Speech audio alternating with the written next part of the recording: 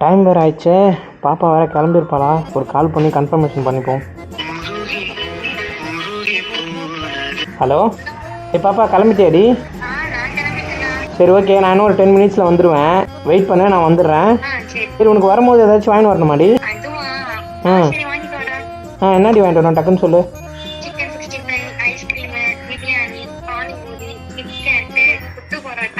நிறுத்து நிறுத்து நிறுத்து நிறுத்து நிறுத்து.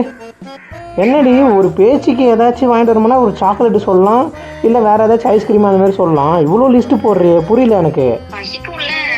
என்னடி பசிக்கும்? ஆமாம், என்ன இவ்வளோ சொல்கிறியே? என்ன லிஸ்ட்டு என்ன போட்டு வச்சிருக்கியா? லிஸ்ட்டு போட்டு ரெடியாக வச்சிருக்கியா? ஏன்டி, என்னடி இப்படி தின்னுக்கிட்டே இருந்தா நான் எங்கடி போகிறது?